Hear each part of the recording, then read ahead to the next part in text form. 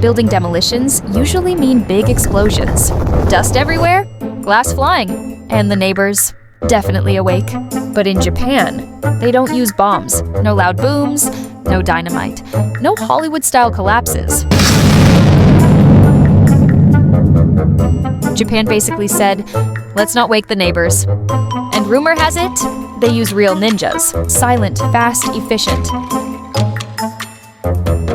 Okay, not actual ninjas. It's called top-down demolition.